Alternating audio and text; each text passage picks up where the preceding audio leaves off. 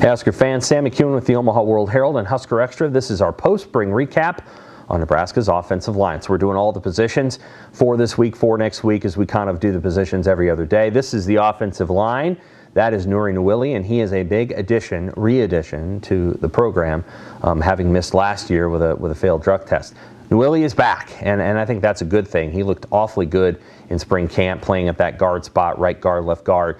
I do think because they're going to be sort of a right-hand running team, most teams are, you could see Nouili at that right-hand spot. Okay, let's talk about it. Let's talk about that offensive line. First of all, it's one of the more experienced units on the team, and I think, you know, Matt Rhule's tried to be really bullish about that group. I think he's trying to insert some confidence. But at the same time, I think there's a sense of, hey, you know, I mean, we got some guys here that over the next 2 years are going to be pretty good football players. I think that's the way he sees it. They have a center that they like in Ben Scott, the Arizona State transfer. I think they feel like their tackle options are good if everybody is healthy. That's Teddy Prochazka at left tackle, potentially Turner Corcoran, and also Bryce Benhart at right tackle. I think Matt Rhule said a lot of positive things about him, and they feel like over the next 2 years this can develop into a really solid line. You obviously have Nouili at that right guard spot. He's a senior. Ethan Piper, he's a junior. He's at that left guard spot. You could also put Corcoran in there if Teddy Prochazka comes back healthy. That's kind of the six, right? That's kind of the group. Then you've got Henry Lutovsky,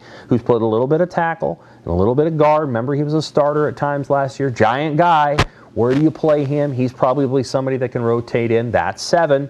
And then Justin Evans-Jenkins, who's kind of an undersized center. That's not uncommon in the NFL.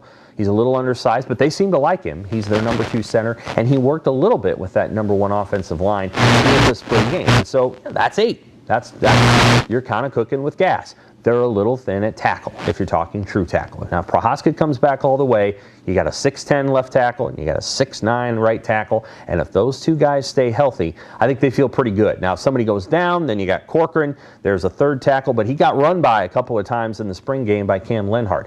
Then you got to figure out, okay, who's that 4th tackle? Is that Jacob Hood, the Georgia transfer? Are you putting Lutovsky out there because he's big enough to play that position?